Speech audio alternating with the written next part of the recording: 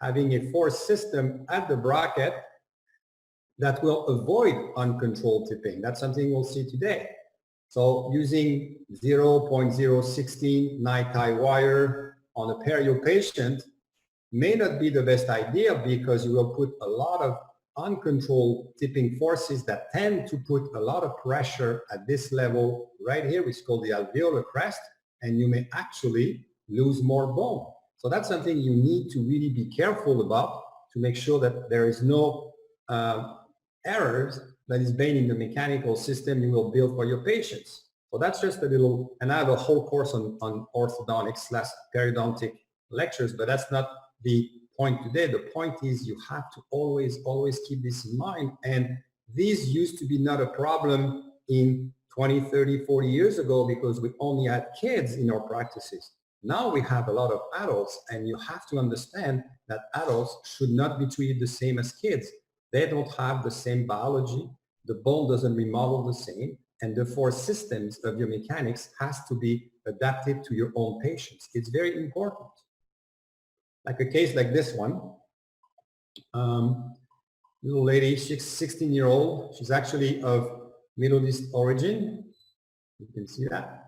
Very nice girl, but she doesn't brush her teeth because she feels that she's gonna have them removed because they have no money, and she doesn't like the way she looks. And on top of it, she has some infection and she's losing bone right here. As you can see, there is a lot of bone loss. She has lost the pillar, and she comes to see us. The periodontist calls me and says, "Can you help this patient?" And I said, "I don't know." And you can see the deep bite, and the bite in the posterior area is pretty good. This patient doesn't have a lot of money, and all the periodontist wants me to do is say, "Can you help me? Because really it's going to be very hard for me to fill this space with bone. It's not easy to do.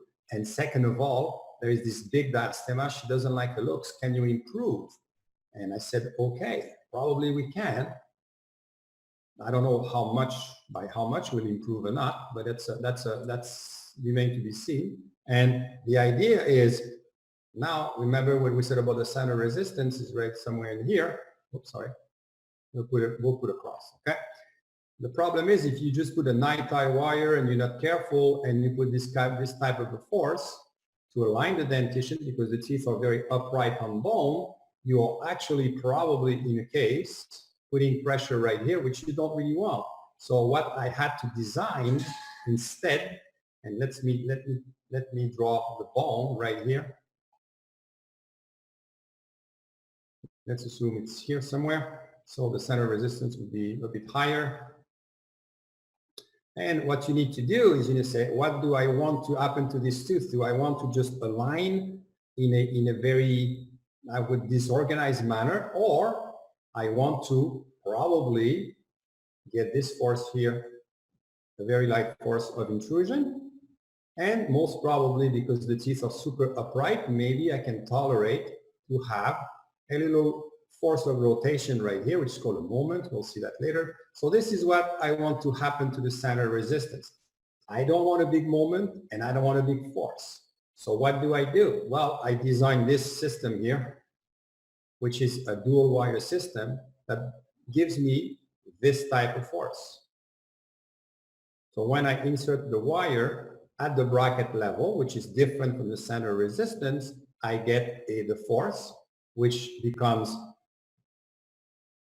the same force as this force right here. And I will remove that because it doesn't look good. I do apologize. So I get the same force. And because now, and we'll talk about that, the line of action of the force is slightly buckled to the center of resistance, I will have also created this little moment. And in a very simple manner, it becomes a good system. But think about it. If I use the same concept and I make an error and I put the force this way, all of a sudden I have a much different force system, because now this force is not pulling the way I want it to pull. Sorry, my tablet is not working really well. I will try to retrace this, hopefully. Okay, whatever. So it goes this way. So then you see the force is different and I'm making a much bigger moment. So this is not what I want. So it's called being able to get the force system you want at a center of resistance. And in this case, all I have to do, very simple, is I have to put a very light force with this angulation. So I need my mechanics to give me this force system. And all I need to do is wait. And that's what we did. Very, very, very light forces for perio, by the way. And you can see the problem. And I don't know why I get this yellow line here. So what we want to do is this. Hey, would you please disable any participants from adding annotations? It's just from the options view, options, Yes. more. Let me find it. Okay, it's from the upper bar. Is that good? View options, more. Disable any participants from adding annotations. Yes, that's what I did. Okay, perfect. Wait a minute, I made an error. No, you can add, you can modify whatever you want, but there is no one else. I twice, so it didn't work. So then what happened is, let me check why I have this yellow line here.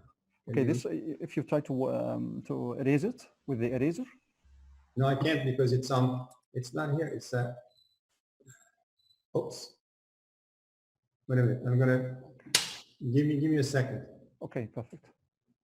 I'm going to try to get rid of this thing. I don't know why it's here. It looks like there is a yellow line on my.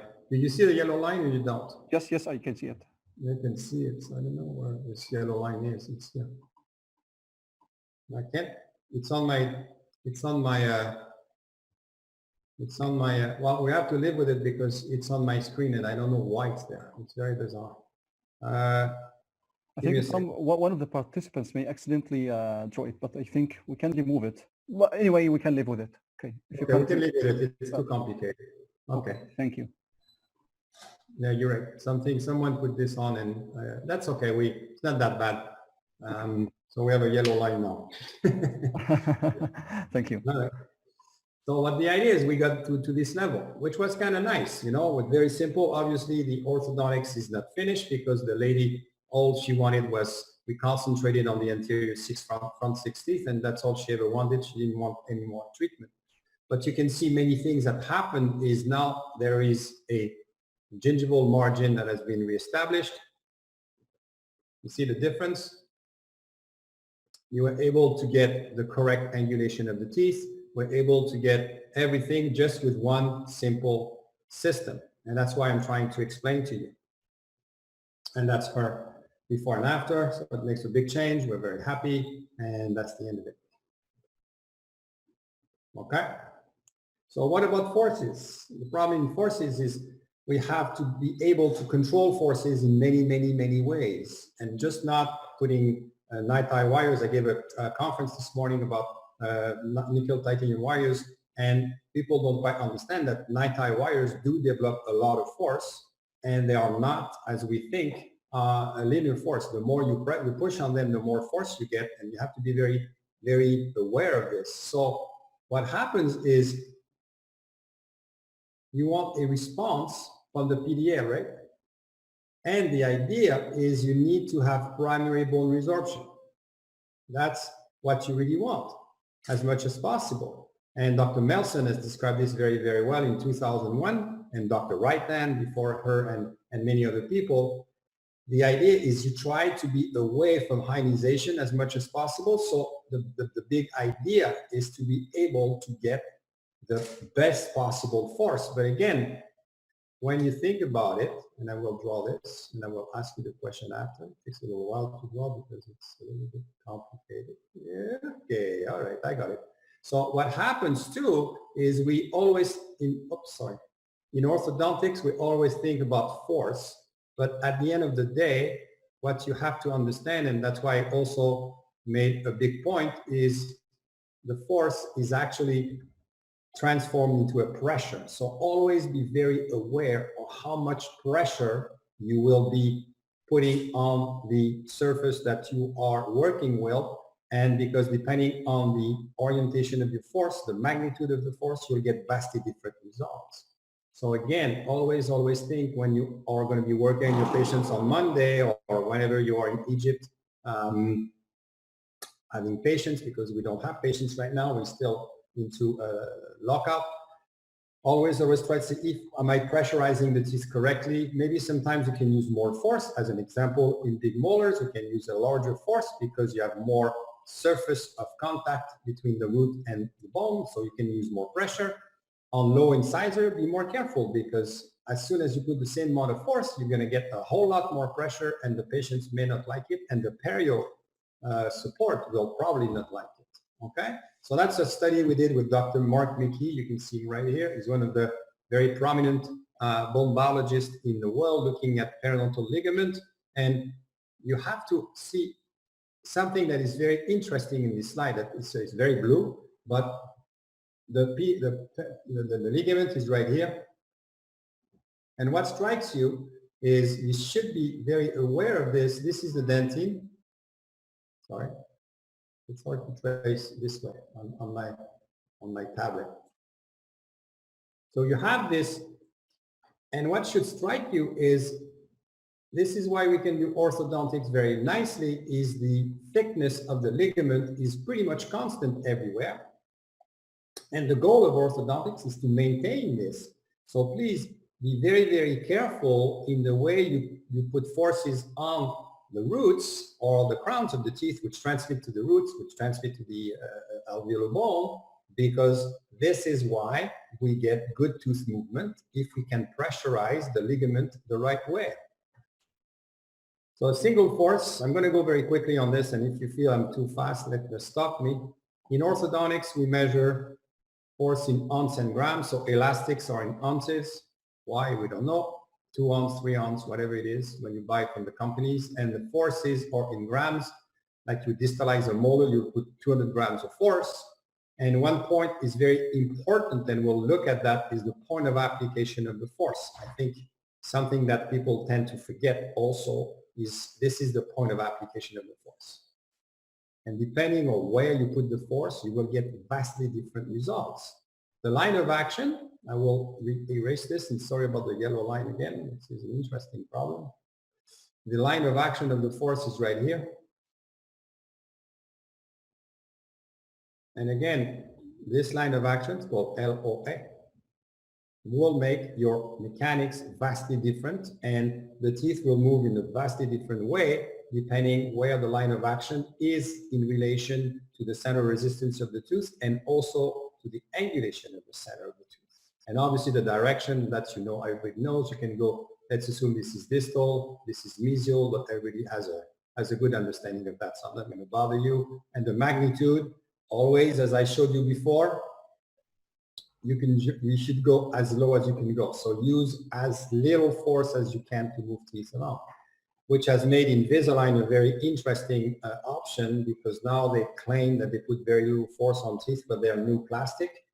We don't really know if it's true or not, but I think we have learned with the Damon system, with all these other systems, that you can use very low forces and get very significant tooth movement. So it's not necessary to put big forces on teeth. Like many patients will tell you, doctor, put much force, much force as you can, because this way my teeth are going to move faster, and actually they don't.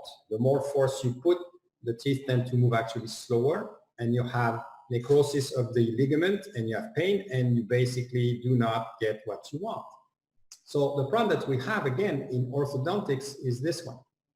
I put a bracket, could be an Invisalign system, doesn't matter, because in the straight wire, or even in regular orthodontics, but mainly in straight wire, you will have forces around here. We concentrate in, we used to, even with the burstable mechanics, we always put the point of application around the bracket. It could be higher, it could be lower, but at the end of the day, the point of application of all our forces, if you put an intrusive force, you go from here.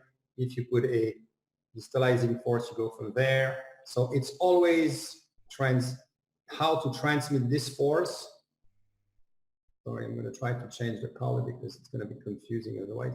Transition this force. By the way, sir, if you want to get rid of this yellow light, you can stop screen sharing and reshare it again within a few seconds. If you want to get rid of this, yes. Stop and reshare again. You think so? I'm going to stop sharing. Then reshare again. Oh, sorry. Okay, perfect. Or am I sharing? I think I'm sharing this one. Ha! This, I got a genius in my crowd. I'm so happy. Thank you very much. So you have to stop. You have to stop anyone from adding annotations anymore. I got to do it again? Yes. Oh, sorry. Okay. My God, I do apologize. No, never mind. So I'm going to share the screen, right? And I will stop people from annotating my stuff. No, it's okay. I think it's still there. So I think we should be fine. So you see, I was Go talking, ahead. is it okay now? Okay, perfect. Okay. Perfect. So yeah, so I was saying, oh, sorry. So what I was saying is you have to, when you apply forces here, in your mind, you have to say what's happening there. And that's for one tooth. The problem in orthodontics is you have to do it for 28 teeth, which is very complicated, but usually you work with groups of teeth, so you don't have to think about 28 teeth. So you always, always, always have to understand that. The force system, unfortunately, is not applied at the most favorable point on the tooth. It's where it's a convenience point. It's called the bracket or the crown, okay? So as I said, the center resistance of a tooth is never the crown, obviously. So now you have to, again, I'm going to redraw this. You have to think in this, what's happening when I don't know, put this force. What is happening here? Well, I'm going to draw it for you, and I will draw it in a different color so you understand. The equivalent force system, and then we'll talk about that if we have time today, hopefully. So the equivalent force system. So that's a very important concept. So if I put a force F here, what is really happening there? Well, what's happening is the force is, this is the line of action, right? Remember? So the line of action of the force is away from the center resistance. So what's going to happen is the force F will be transferred here, unlike what people think. So we have the same force. Sorry, my pad is not working as well as it should today. It's not in a good mood. So the force right here. And on top of it, because you are at a distance, D, you will also tend to rotate the tooth. And that is very important. So when I pull this way, and again, you say, oh, that's kind of nice. But what happens now if you say, wait a minute, I'm going to do better. I want to translate the tooth. Well, okay, I want to translate the tooth. All right. I'm going to put this force to go right to the center resistance. Yes. Oh, sorry. Sorry about that. So I'm going to try to do this as best as I can. You will get translation, but again, the tooth is going to be intrude. So that's something that you may not be able to. So if you have to translate the tooth, obviously, what do you have to do? Let's say you want to translate the tooth. Well, how can you do that? Well, you can move the line of action of the tooth, of the force to go there, and you pull this way. And then you get translation. The problem is it becomes very complicated to do. So that's the magic of orthodontics, is to be able to transfer a force system from one point to another to obtain the movement that you want, and in the most efficient way. So that's the point of application, as I said before. So we're going to quit on that pretty quickly. And the line of action. So here you can see that's a little bracket I'm showing you. We'll see this case later on. But what happens is I'm using a coil spring right there. And it's tied to this canine. So the canine is actually feeling this force at the crown level. And it also has a fairly significantly large wire. So you also have a rectangular wire. And what happens at the center resistance of the tooth, which should be somewhere in here, you will get the same force. And depending on what the style of wire you will have, this tooth will also feel this moment, which will tend to, as we say, tip the tooth if you cannot control it with your wire. So then the wire has to be able to give you a counter moment this way.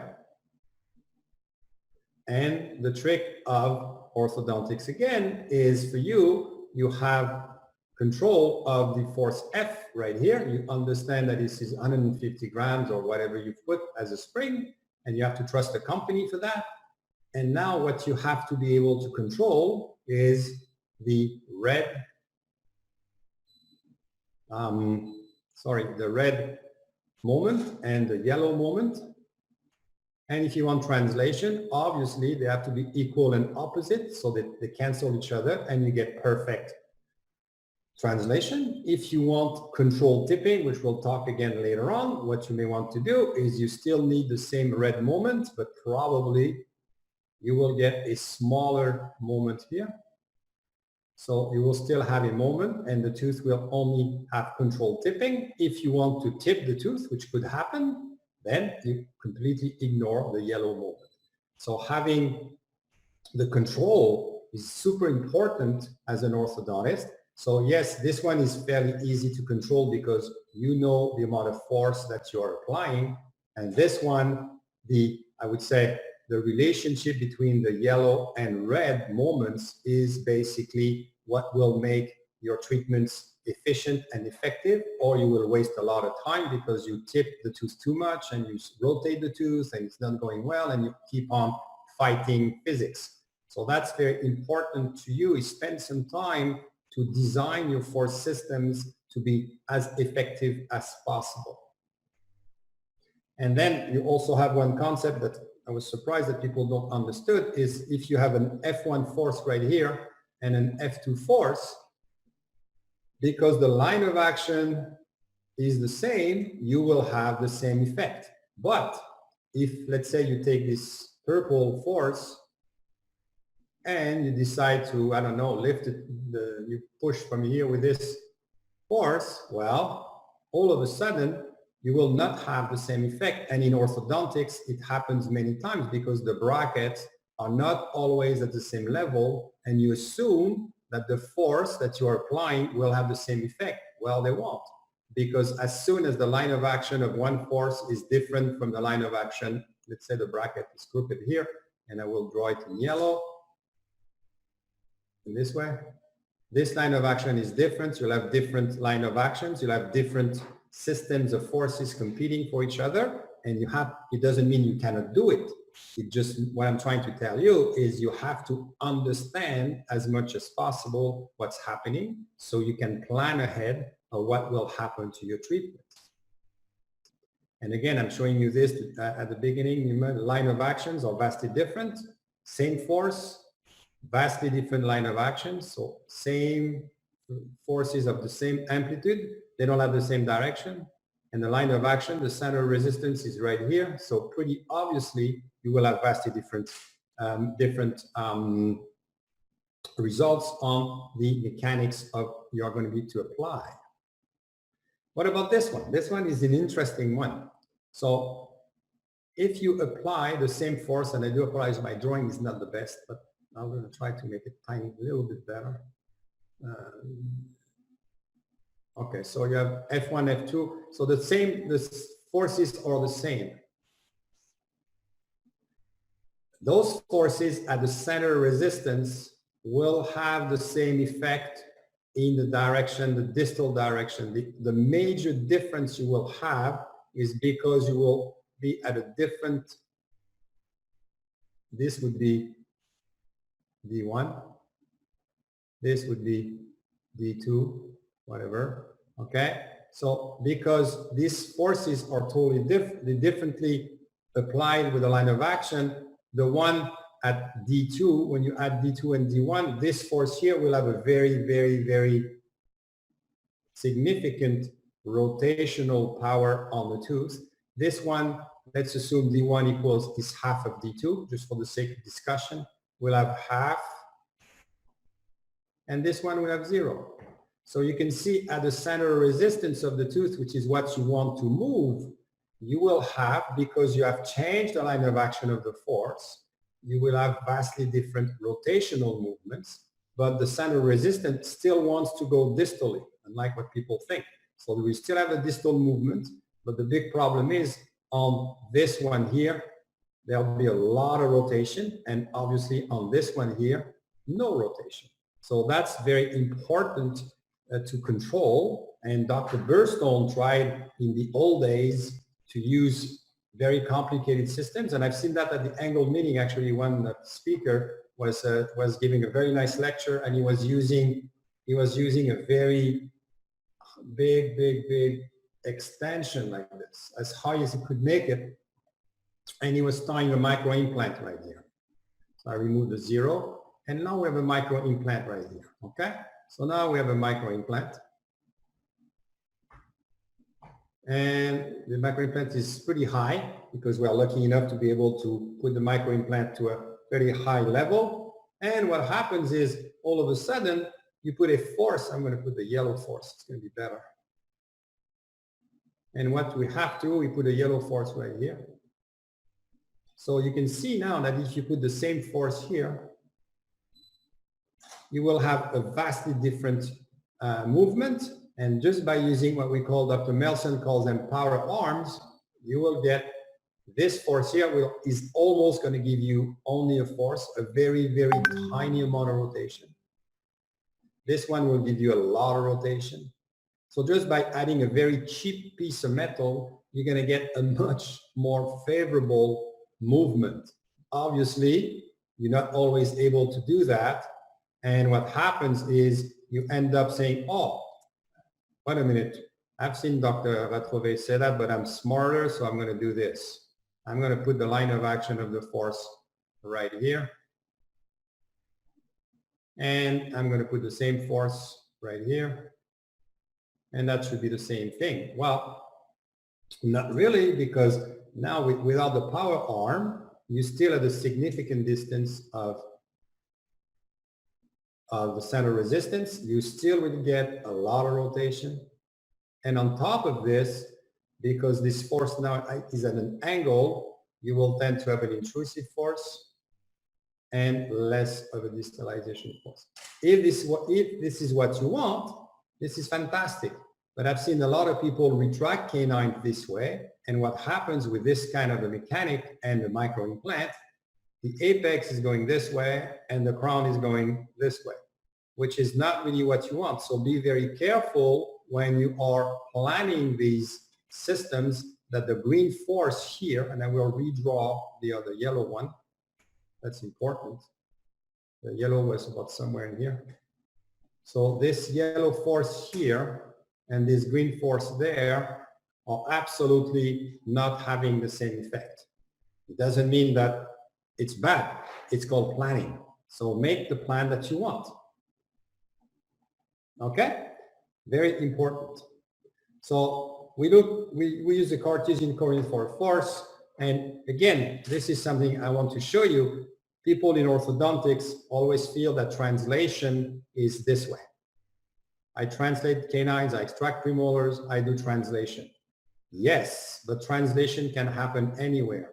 As long as the line of action of the force goes through the center resistance, regardless of its direction, you will get translation. So a case like this, you're going to take the tooth from point A and B to point A prime, B prime, with pure translation, but mainly intrusion. So again, depending on the force system you will be applying, you will get vastly different results.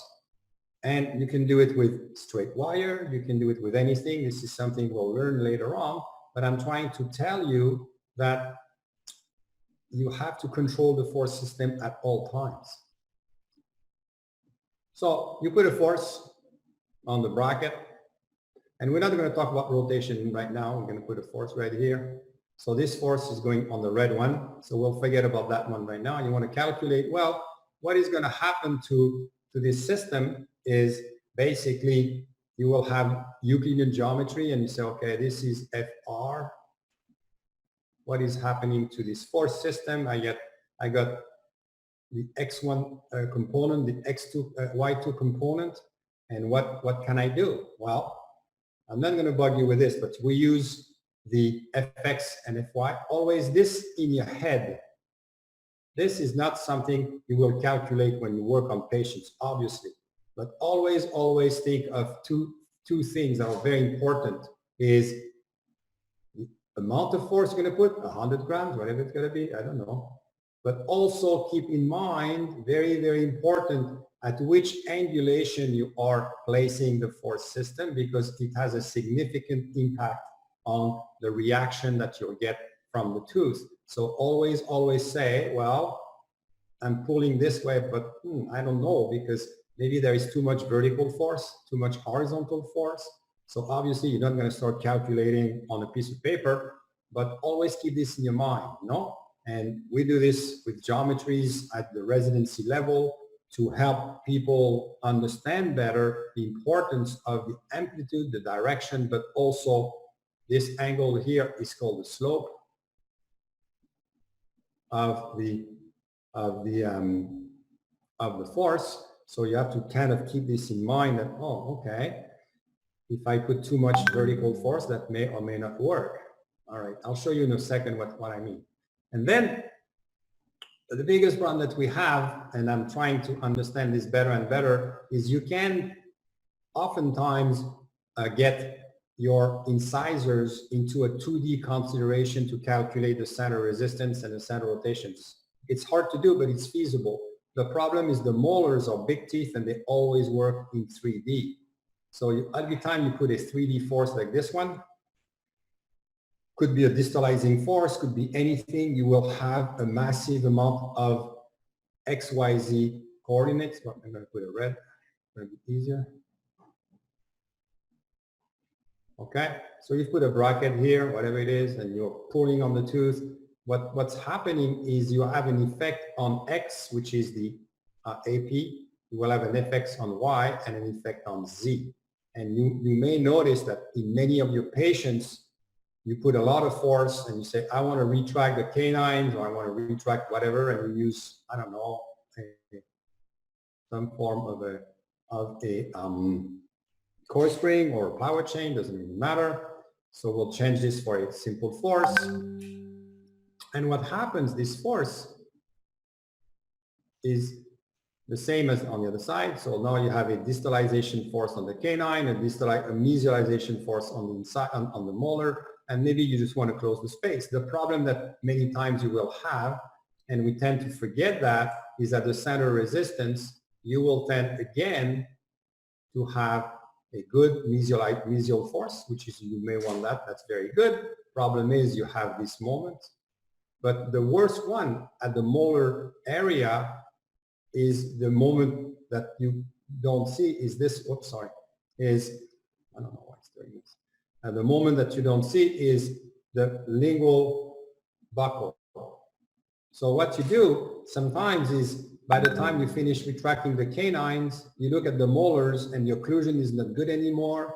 The lingual cusp is too low and you have all sorts of issues. So be very careful with this, and we have to be able to control this at all times. So that's one case I studied about a couple of years ago. A patient came to see me, she had brackets already, and I'm not passing any judgment on any types of brackets or any types of anything. Okay, it's not really, that's not the case today.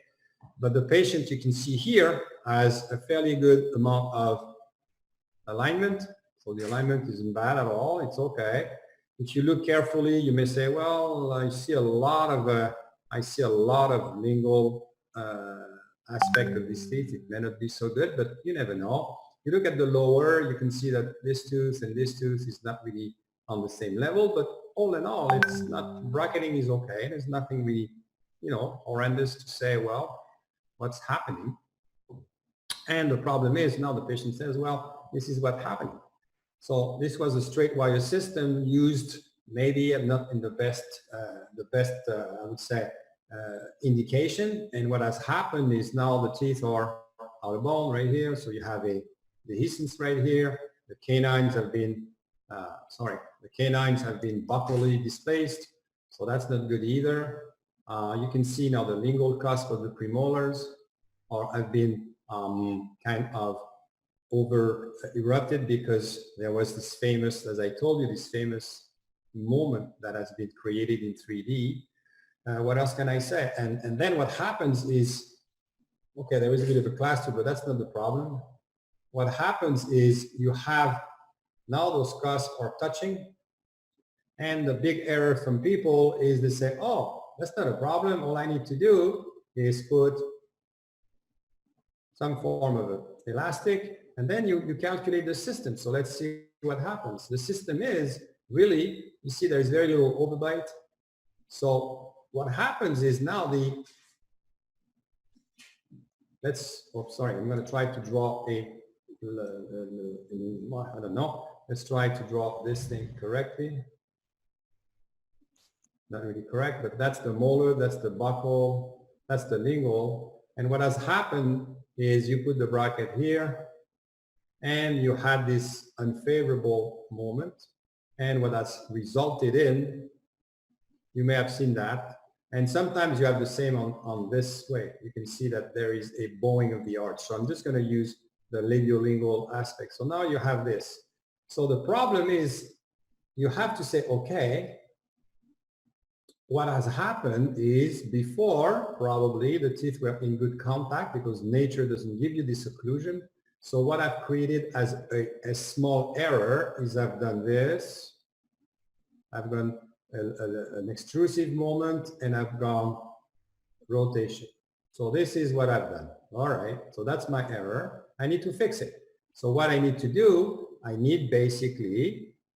what I need to do is very simple. I need to reverse the system. So if I use a vertical elastic, am I reversing the system? No, I am only trying to getting this one.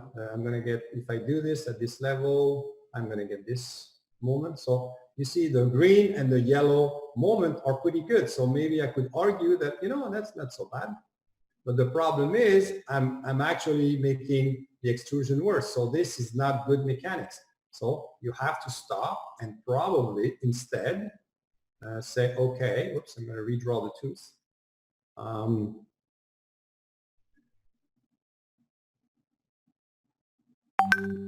Say, okay, maybe I should put a TP bar or anything and do this. So then all of a sudden you say, okay, what am I doing if I just put a simple force here? Well, I'm getting the reverse of the yellow, which is kind of nice. And I'm getting also this moment, which is not bad either. So I could rotate the tooth the way I want. So that's the way to think about force system. When you build a force system, you have to think about, can I get the most efficient force system and can I avoid that? On this tooth here, probably now you have to be able to put lingual torque. Doing some IPR and everything will not replace everything. This root has to be now pushed back into the bone, if there is still bone, I don't know. And decide. I'm not going to tell you what we did with this patient. That's not the discussion, but the discussion was you have to reverse the error, and the error in this case, if you look at the upper left side, and I will draw it again for you, is to put this moment, sorry again about that, and probably a very low intrusive force. So you maintain, and then all of a sudden magic happens. So I've done a lot of these cases where people will say, I've been wearing elastics forever and ever and ever, and nothing is happening. You know what? Because your force system is not adequate. You are not addressing the problem. All right. So many times we use class 2 elastics, which is not a bad system, by the way, which would be F2. I put the F2 here. Normally it should be there, but it makes the calculations more complicated. For today, we'll assume that we put F2 at the bracket, and it's going to simplify your calculations. And you say, I want to intrude this tooth and I want to get the best possible. What's happening if I put a vertical force? So you would have maybe some curve speed. So you have to insert the wire this way. So you will get this force, and you also put a class 2 mechanic, and you may want to put a little force, like a little power chain with very light force. So that would be basically F1 and F2. And you say, what's really happening with this case? So again, depending on the F1 and F2, you'll have vastly different vastly different effects. I'm not going to bug you, but this is the idea. You have to always think, okay, I've done F1X, which is the x part of F1, I do F2x, which is the x part of F2, and they're both additive, so I'm going to get a very significant distalization, much more than I thought actually. And this is something, oh, that may be nice. But again, remember, this is here, okay? And on the other hand, I have F1y and F2y that are actually negative, so I'm going to get a small intrusive force. So basically, even by using class 2 mechanics, because of my curvus P or because you put a bend in the wire, I don't know, you're going to get actually some form of intrusion. So every month when the patient comes to your office, you can vary F1 or F2 to get the result that you are looking for. So I'm not going to bug you with this, but again, the main idea is the angle of the two angles, right? One is alpha here, one is beta or theta right here. And depending on the way you pull, so if you want to pull from the second molar, you're going to pull from here. If you want to pull from the premolar, you're going to pull from there. And again, you can see immediately that the angle alpha will be different and you will get a vastly different result. So you addition the forces and what I just told you, and you should get into a very good system as soon as you can control the amount of forces that you are applying, and you control the angles also. And you can calculate the magnitude. The main idea is you use this theorem, you know, Pythagoras, but the whole idea is now you have created this rectangle, and the purple one is what will really happen. So now you have FR. So now you know that you have a significantly distalizing force, which is kind of nice at the bracket area. And you also have some angulation that will tend to intrude the tooth. But again, you are at a distance, so I'll put it in purple. You are at a distance from the center of rotation, center of resistance, I do apologize. And what will happen is you will tend to rotate the tooth. So again, you have to understand this force system, say, okay, I get a great force. I think I like the direction. I like the angle, which would call, I don't know, beta. So the angle beta is nice. I like this one, but I don't know. It's a little bit, this is going to rotate and I'm going to lose, like happens many, many times when you are extracting upper premolars and you are trying to intrude the tooth. This is usually the type of mechanics I see. And the big problem you have is the bracket is going distally. So you feel that this is working well, but the tooth is also rotating. So at the mid-treatment or end of 2/3 of the treatment, you have no more overjet and the space is enclosed. And you say, what has happened? Well, it's very simple. It's because you have not controlled correctly the angulation of the FR. It's too far from the center of resistance and the tooth is actually distalizing, but it's rotating at the same time. So this is the one you may not want to see. So be careful and always try to control that, because at the end of the treatment, people will say, oh, all you need to do is now put some form of, I don't know, some form of, and I'll draw it some other way.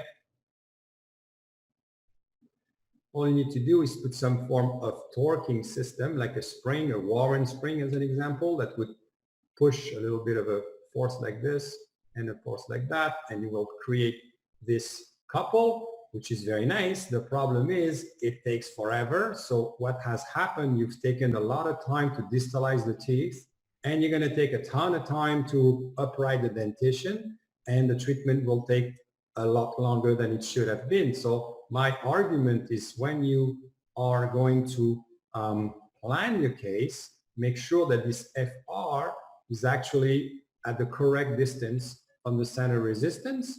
And if it's not, you may want immediately to add, as an example again, some form of, am I going the right way here? I think so. Some form of a moment that will control. You see what happens is, if I do this, and I put it in yellow here, so this FR at the center of resistance will give me this FR right there, okay? So it's the same force, but because I'm at a distance, I will get this yellow rotation, okay? And I think I put this one the wrong way as usual. I'm not that good at, and what I need to do is to what? I need to put this moment here to cancel it, and the tooth will actually go the way I want. So this moment here goes there. So if you are able to make this mechanical system where you are going to be controlling immediately, saying, well, a minute, the best thing for me is to start, don't retract on one wire as an example, make sure that you're putting this rotational moment immediately, you will have control. And the trick every month is to control the proportion between the FR, which is in purple, that you are getting, your two forces, and this one. And it's called the moment to force ratio, which we'll see a bit later on in the lecture if I can find, if I have the time. So that's the idea. Always, always, always think of force systems and always think of where the tooth is going and mainly what's happening at the center of resistance. So we calculate this, as I said, we have FR, we are very happy about it. We now do not have an idea of the angle. So we can calculate the angle, as I said. So for people who like to have the calculation, so that's Pythagoras triangle. And if you want to know how to calculate beta, you will do this side, which is y, over this side is x. So y over x equal tangent. And it will give you a number, I don't know, 0.20, 0.3, whatever it is. And by looking in the calculator, you inverse the tangent. And it will give you the number of degrees, 18 degrees, whatever it's got to be, I don't know. So the main idea is to find out how many degrees you have. So you have the intrusive force that you want, and you have the distalizing force that you want. And every month, if you have too much intrusion, you can reduce y. And if you have too much distalization, you can reduce x. And that's the way you do it in your head, but the mathematical calculation is actually this one. But again, you obviously will not do this in your practice, but it's a good basics to understand that you need the resultant force, 1. 2, you need the angulation. And 3, you need to know what kind of and how much moment you have to put in the system to make the tooth do what you want to do from day one. The big problem I'm seeing a lot of times is we understand FR, we don't spend too much time on tool, so we just put class 2 elastics, whatever it's got to be, and then we say, oh, the tooth is not doing what I need to do. Let's see if I can put some torque in there. But by that time, you've wasted 3 or 4 months or 5 months of treatment. So it doesn't mean you will not get there by just, I would say, improvising the mechanics, but you will spend more time. And that's, if you wear braces, it's not nice. The patients always want to get out of braces as quickly as possible. So by controlling 1, 2, and 3, you will get probably as good a result for sure, but you will get it faster. All right, so that's an example here very quickly. One of my patients, she's actually supposedly a surgical case, but she doesn't want surgery. So we decided to kind of compensate it with extractions. I won't show you the whole case, it's not necessary, but what I'm showing you is this. You see, what I'm trying to control right now is I'm controlling, and again, you may say it's too complicated, up to you, but for me it's not. It's a straight wire system right here. Very simple. I have F1 right here, F2, sorry. This is the vertical force. I have F1 right here, which is, remember, on the line of action. It doesn't matter. It's the same thing. So if I have a force here and a force there, it's the same as this. So basically at the bracket level, I have the system I'm talking to you about. And every month I'm controlling the amount of retraction. You can see also that I'm putting some torque in the teeth. And what's happening now, I'm controlling the inclination of the teeth. And I'm also controlling the vertical aspect. And I'm also controlling the amount of retraction at the same time. And I'm doing it the same thing on the lower.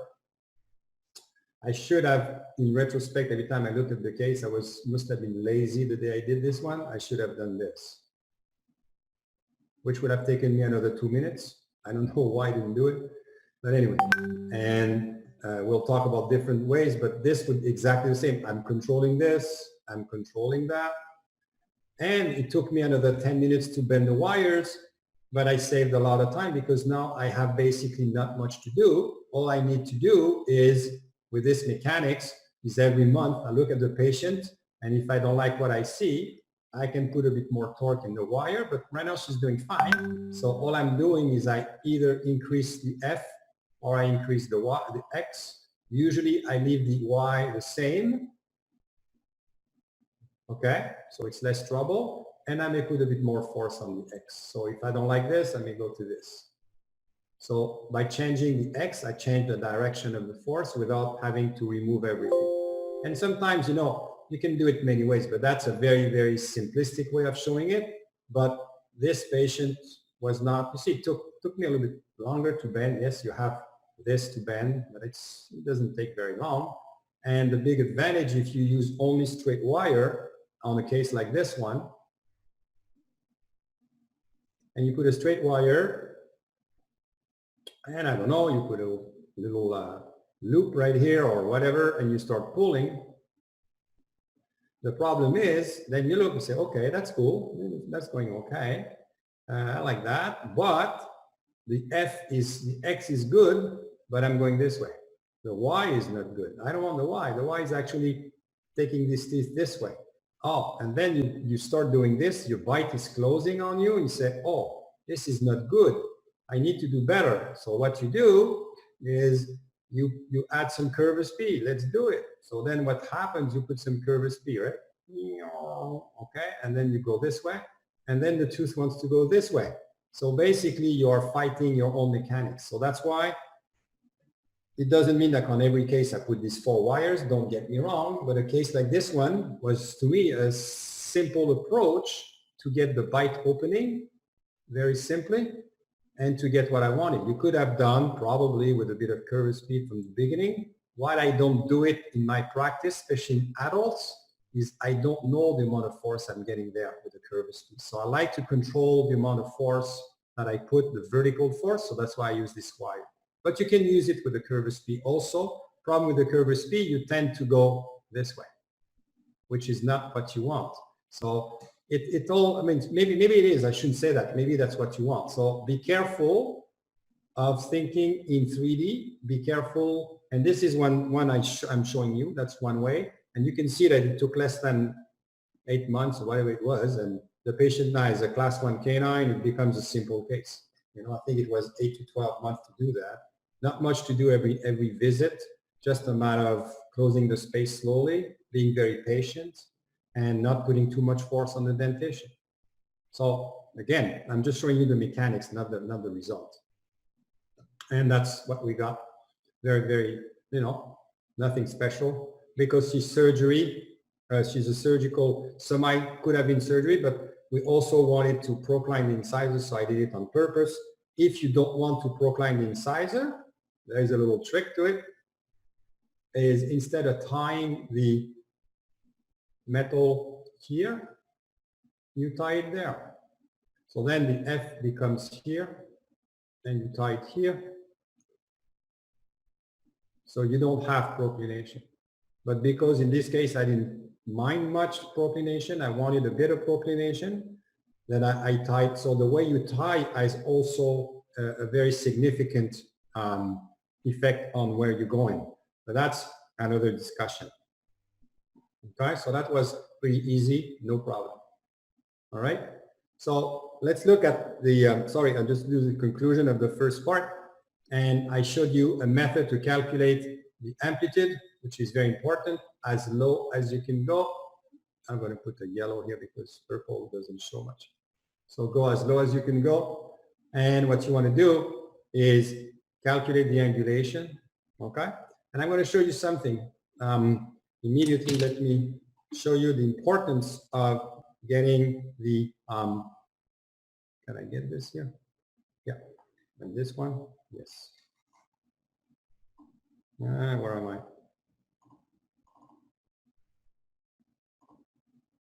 Where is it? Oh, here. Okay. So here I'm showing you a very simple system that I just calculated. And what is very important is for you to, let's say this is a class 2. Maybe I can get yellow. Let me change the color. Yeah, okay. I get a class 2, division 2. This one I get a, I don't know, just a normal angulation, and this one would be a proclination or habit. And if you look carefully, which is interesting, I just calculated for you guys, is if you put the same force, see the F2 and F1 is the same. If you put the same force, you get the same resultant, right? So FR is the same. So you cannot say, Dr. Retrouvé told me to do that, and I'm going to do this every time. Look at the difference now of what's going to happen here. You're going to get a lot of, again, this is very far from the center of resistance. So you're going to get a lot, this one is pulling this way. That's not good because you're getting a lot of rotation that you don't really want. Sorry. And you're very far away from the center of resistance. This one is actually not so bad because you're going to get intrusion and some rotation. Not so bad, but look at this one. It's even more interesting. Is actually, if you take the same system to 3 different simulations, this one is actually almost going to go straight up. And the one that you want to rotate the most is actually the one you're going to rotate the least. So this system here will probably work well for situation 2. It will not work for situation, I'm going to go yellow again because this one is not good.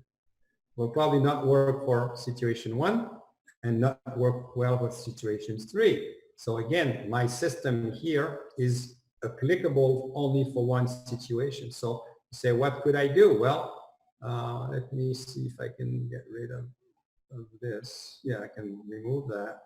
So in a case like this one, you say, well, what could I do to be able to get this tooth to rotate the way I want? And it's very complicated here because you need, sorry, especially for class 2, here you need a lot of movement this way. So you need this rotation, right? So can I get this rotation this way? It's feasible, but it's not very simple. You would have to put a lot of torque into the bracket, okay?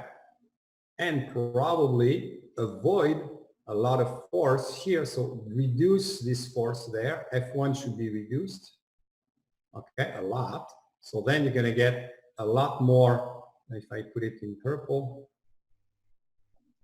you will get a lot more intrusive force like this one. Okay, and the torque will tend to give you this, and this one will give you that. And as soon as you can rotate, you can go more towards this system. So you can see that maybe for like 3 months, you may want to use this system here, which is situation 1. And then you start going to situation 2. So that's what you can do with all these very, I would say, complicated calculations. So that's the idea.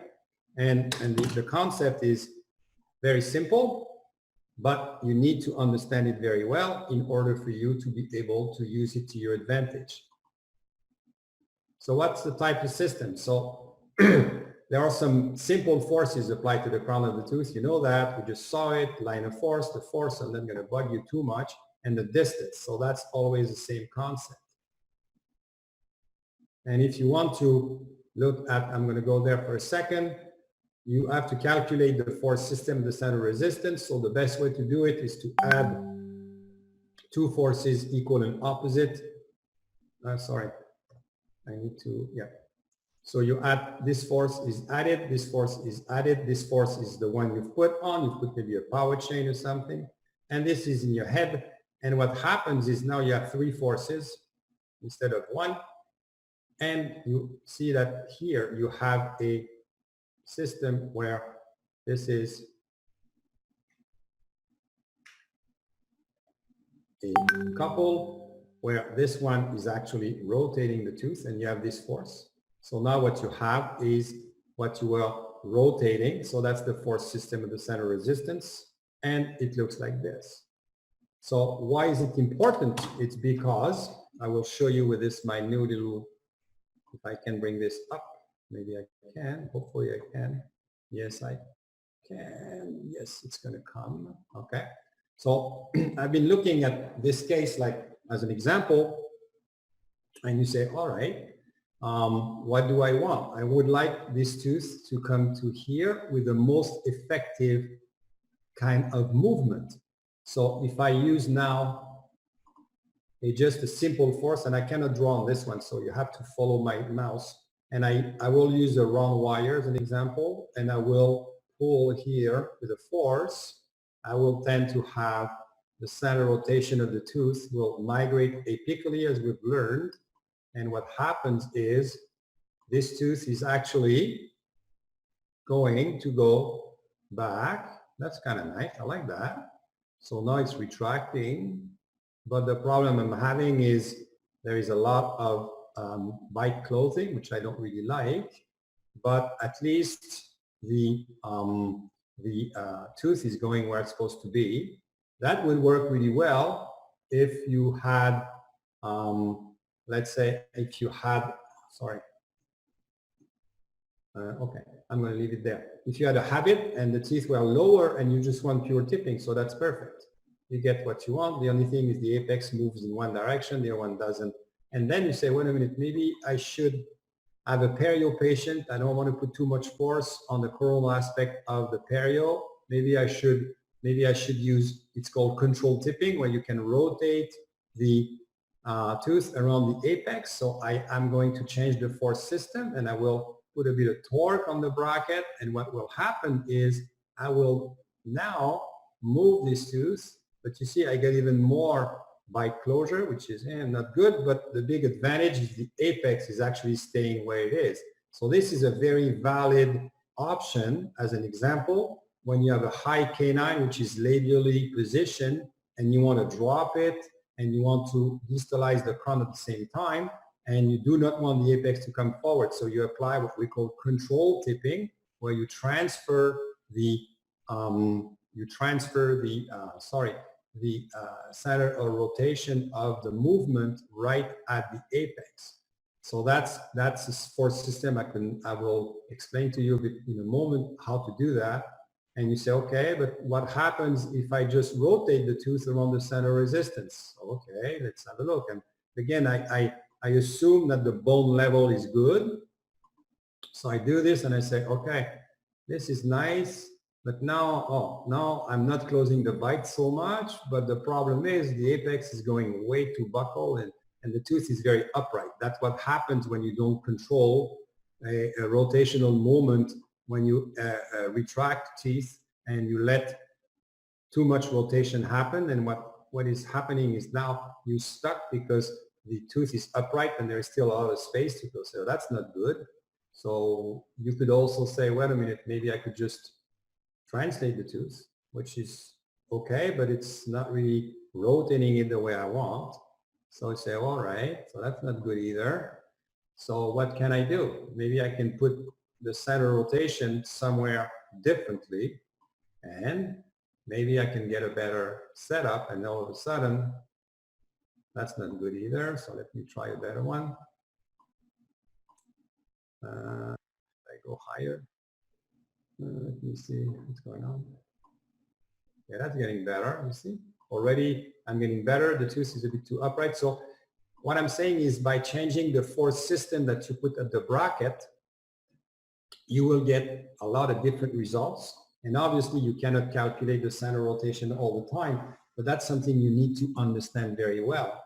And the idea is to get the either you remember I showed you the Y and the X and the torque at the same time. So it becomes the movement you really want. So what you try to do, this one is not perfect. I could try to make it better, but the concept is basically the same, is to try to get as much, maybe lower. Let's see if I go there, what happens. That's okay. It's too straight, but that's fine. And then what you can do is also try to do this and just, that's it. All right. So the idea is to try to get the movement done in one direction at the same amplitude and with the same good direction. So that's one way to do it. So later on, we can look at this a bit more. So the force system is right here. That would be uncontrolled tipping, obviously, because you only have a simple force that is applied at the center of the bracket. I can't move it. Let me see if I can do that. Maybe I can do it this way. Okay. So now, something that is also a problem is when you want to put a moment of force. So the question, and I can't run this because we have too many people on the webinar, but try to keep this in your head. So I'm going to put this force right here. So this is a beam. I've put a force right here. This is the center of resistance, and this is the apex. Everybody understand that, obviously. And if you put a beam here with a simple force right there, okay? Where is the tooth going to rotate around? 1, 2, or 3. And normally you would think that the tooth would rotate around 1 and you would take the apex all the way around under this right here. That would be what people would think. Yeah, it would make sense. But it makes only sense if you have a screw right here that is holding the tooth. Otherwise, in physics, this is where the tooth is going to rotate around. It's going to rotate around the center of resistance, which is right here. So basically, this is going this way. Again, it's a free movement. If you fix something and you put something to lock this, that doesn't work anymore. But if you just let the tooth go where it wants to go, this is the center of rotation. So that means that this crown is going to go back and this is going to come forward, which is okay in a sense, but it's not always what we want. We many times want to put torque on the teeth and say, oh, I'm going to rotate the whole tooth. If I want the apex to come this way, which is this way, I'm going to rotate the whole tooth this way right there. Well, no, you're going to rotate the tooth this way, but right here, which means that in reality, when you torque teeth, you have to have also a force system if you want to control the, you have maybe to add a force this way, F2, to control the position of the crown. So always keep this in mind. I think I have a picture to show you. So that's the idea. That's the distance. This is not the distance, by the way. This is not the distance. It's always perpendicular, okay? All right. And in 3D, that's what happens for us. That's the biggest problem. I'm trying to figure it out at the moment, so I'm not going to spend too much time on this, but if you want to calculate the real moment, what happens at the molar area, you have to calculate the XYZ force, and the moment also is always at 90 degrees to the line of action of FR. This is FR, okay? But for us in orthodontics, our calculations are usually in 2D because it's too complicated in 3D. But if the people who are mechanically inclined in the group and want to play with this, I do study this as much as I can, but it's very complicated. Even engineers say it's complex. So for us orthodontists, I just want you to understand that the moment is on the the x-axis, it's also on the y-axis, and it's also on the z-axis. So it makes a very strange movement. Very important to remember when you do space closure and you do not want the molars to move. You have to really control the moments in 3 planes of space. All right, So there is a force couple, you know that, not going to bug you. And you create a force couple right here. So you take a piece of wire and you insert it. You create this force couple, which is what we do in orthodontics. And you bend again, and you get the force couple. So usually this is orthodontics. So we look at the simple force, F, and its resultant forces, FR, because we use a lot of curvus P, a lot of secondary wires. So always look at FR. And the second way is actually, this is the mesiodistal way, is to do some form of deformation. And what happens again, the wire will come back to its shape and rotate the tooth around the center of resistance this way. Okay? So that's pretty simple. This is, you get the moment, you have the force, or FR I should say. So now you have FR, you know FR, you know the moment, or you hope to know the moment depending on the size of the wire. And what you do in orthodontics all the time, you control the moment to force ratio. That's what we do every day. And if you don't believe me, look at your Invisalign cases where all the attachments are. It's again to control the moment to force ratio. So that's a case I'm showing you. That's a case of an adult, and she doesn't want to have her incisors with too much overjet. So what we decided to do, we decided to rotate with a which you call a torquing arch. You can see that it's 1725. It goes this way, and it goes this way, it goes this way, and it's right here. So inactivated. I should draw it better actually. I'm going to try. All right. So what we have here is this is here, and it goes this way. Okay. And what I need to do, I need to put a force right here. So it's a simple force, about 20 grams. Make it 50, whatever. 50 grams, but remember it's both sides. So it's adding up, so don't put too much force. Okay, let's put 50 grams, both sides. So on those 4 teeth, you would have 25 grams of force, which is kind of nice. I like that. So we have 20. You can put less if you want. So it's a very, very, very light system. Why it's light? It's because you have a vast distance between the point right here and let's say here. There is the distance, and the moment equals the force times the distance. So if the distance is 20 millimeters, you have 50 grams of force times 2, you have 100 grams. So you see, you immediately have a force of 2,000 grams millimeters, which is a lot of force. So I would argue even 50 may be better at 30. So let's reduce it at 30. So what does it do?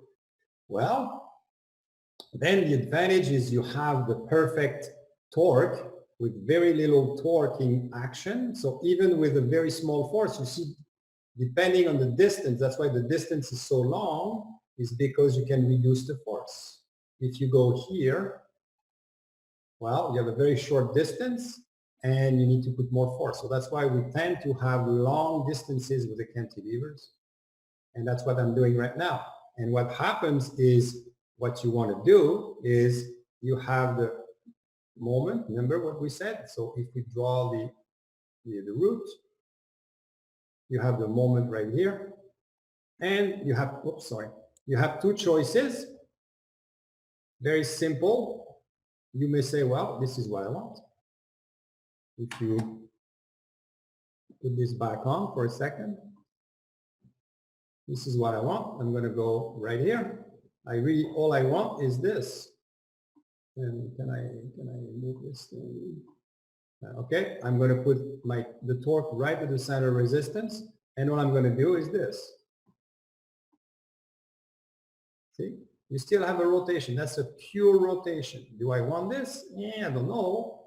And maybe, maybe not. So if you don't want this and you say, wait a minute, the tooth is right. Actually, I should move this. Oh no, I'm not going to move it. The tooth is too upright. Forget the lower teeth. and I want to torque the teeth. So it's working well. I like that. You see, the advantage of putting this rotation is you're not closing the bite, because if you are just tipping, that's not good. So you are torquing the tooth and opening the bite at the same time. You like that. The problem is you are opening some overjet, which in the case, this is what we want. So in the case that I'm showing you, this is what I wanted. I wanted the teeth to actually go up and forward. So that's why I use this. And in like no time, maybe, oh, I need to go back to this, sorry. And in no time, you see, in like one visit, I was able to go to a straight wire system, and the prosthodontist decided that's what he wanted. I could have done, and then you can do what you want, but that's what he wanted. So then the idea was to slowly now bring the lower teeth were actually more tipping. So what I did, I just put a regular wire and I let the lower teeth tip. I didn't have to put the intrusion arch, the torquing arch here. I didn't need it, because on the lower arch, we could afford to have tipping, which is actually controlled tipping, and it worked really well. So that was a very simple case, and we left the spaces, and she got some facings or stuff. She was happy with it. Okay, so how long do you want me to go? Am I pretty much finished, Khaled or Dr. Should I finish here, or should I keep on going a little bit more?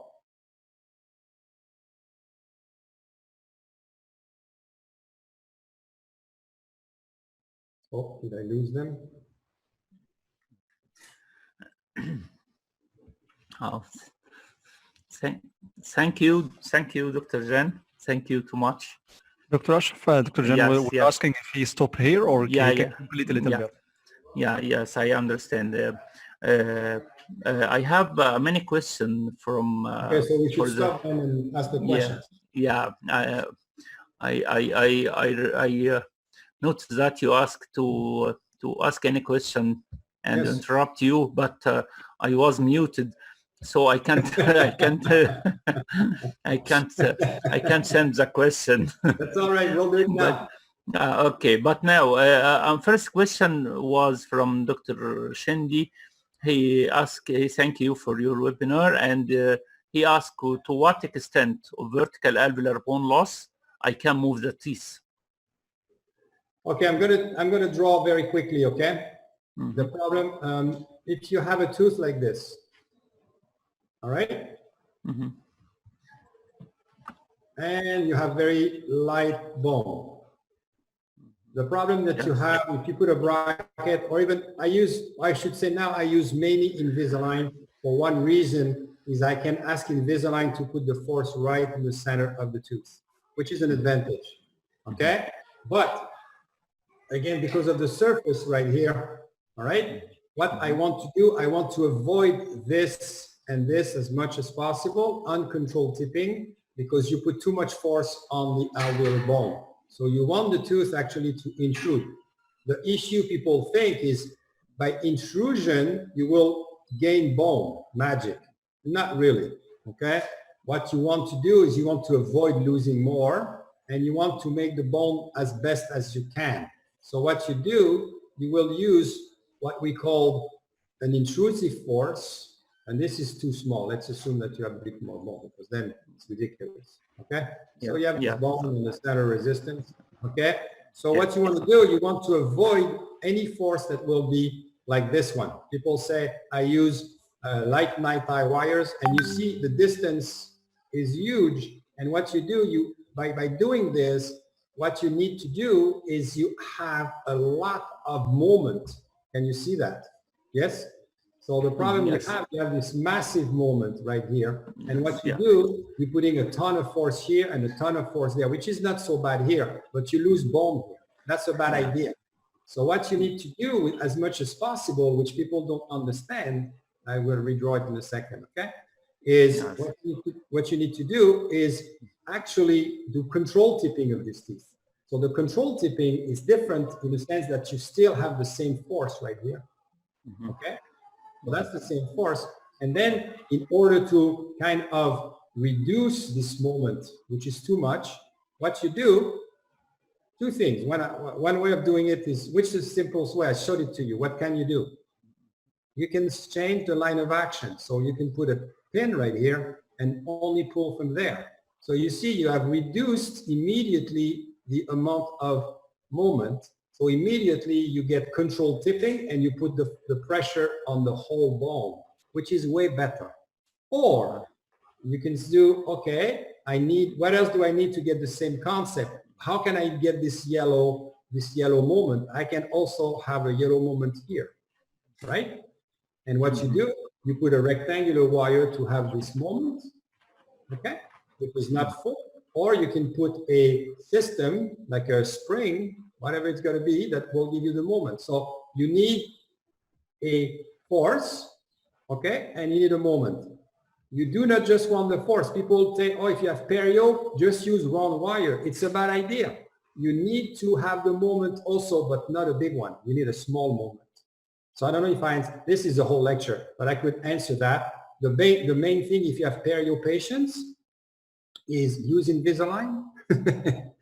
Put the force in the middle, or a little bit of a force right here, and ask Invisalign to put torquing arms to control the root, to control the crown. Or if you have brackets, put very light force and put extension pins to put the force higher if it's an upper, or low if it's a low incisor or canine, and put an extension. This way your moment to force ratio, okay, is reduced, okay, and you get the center rotation here, and what happens, you get a lot better pressure on the bone. You get it? I don't know if it's the good answer or if it's confusing. I have no idea, but that's the way to do it. Do not use round wires on perio patients. Use wires or round wires, but put the force to a higher level to get the moment to force ratio to be at your advantage. Okay, thank you. Another question from Dr. Abdullah Baha. He asked, clinically, how can you make sure that the distance between FR, the resultant force, from center of resistance is the optimum one? Well, that's a very good question. There is no answer. But well, no, it's a fantastic question. It's what we try to do every day. Yeah. What you want to do is you look at this tooth, and actually maybe I can put this back on for a second if I can find it. Yeah. So what you need to do is I'm going to hide all this stuff here. Okay. Oh, no, get away from me. So you see, let's say you have a tooth like this, situation 3. Okay. Situation 3, and I'm going to write in purple, green this time. So the idea is you say, okay, you start with this system. Okay, you have been able to put F2 and F1. You're pretty proud of yourself. You say, this is good. I'm doing well, and I'm listening to Dr. R lectures, and it's good. But the problem is, after a month or two, the tooth is actually intruding, but not much is happening. So you say, wait a minute. What do I want? I do not want to extrude, but I want to rotate. So then what you have to do probably is maybe increase F1, or for one visit, remove F2, and the tooth is going to rotate a bit, intrude a little bit, and you can change. So basically what you do, you will change the force F1 to the force F2 ratio. Okay? And that's what you want to do. On a case like this one, if you do simulation 2, it's the same thing. If you put too much F1 and the next month the tooth starts to rotate on you, okay, you say, wait a minute, that doesn't work. You can start reducing F1 and you leave F2 alone, or you can increase F2 a little bit. So that's the way you do it. And I don't have the time about point of application. This is with the same point of application, because you could also make the point of changing. As an example, I'm going to show you a trick. Just give me 2 minutes, okay? I know I talk too much, but that's my problem. Yeah. But that's okay. Yeah. You know? Okay. Thank you. Thank you. No. I'm going to show, but it's a great question. I'm going to try to address it. It's a very difficult question. Yes. Clinically, it's so difficult. Yes. No, it's okay. Just I think my stupid thing died on me. Yeah. Okay. So what you could do is actually, oh no, I got it back. Okay. So you see the CR is here, right? So if I want to have a very simple system, I say, I want this tooth now in your head. I want the tooth to rotate this way. Okay. And I want it to go up this way. All right. I'm not going to give the calculations, but if you go from the bracket, it doesn't work. You say, oh, that's not good. But let's assume you can take F2 and F1 and bring it here. You see what I mean? All you do, you make a small extension and you tie and you put this force right here. What happens is now you get the force in the right direction and magic happens, you get the moment in the right direction. So just by changing the point of application of the force, you get what you want. You understand? And that would be another lecture, by the way. Yeah. This is what sometimes when you have very like situation 3, the question of the gentleman, I don't remember his name, I do apologize. I think it was Abdullah or something. No. Yes. Okay. It's very good. And sometimes I will change the point of application of the force too, because you get the rotation. All right. Okay. Another question from Dr. Muhammad. What are the steps in order to design the required force system for the desired tooth movement? Oh, he wants a book. All right. Again, the desired movements. Okay, wait a minute. I'm gonna try. Yes. He just a minute. He was asking, what are the steps in order to design the required force system? Okay, I'm trying to get to the. I can't find the blackboard again. I had it before. Yeah. What have I done? I had a blackboard before. It's from the upper menu, beside the more options. The upper menu too, but I also have blackboard for the PowerPoint. What have I done? I lost my. Okay, from the share screen, you can choose options to share your screen or share your whiteboard. Yeah, but I mean, on PowerPoint we have the. Okay. Just different, separate. Okay, not from this one. Pen. Just from the share screen. I got it. I was pressing on the wrong button. So let's start with the black screen. I like black. So what Mohammed, right? So Mohammed,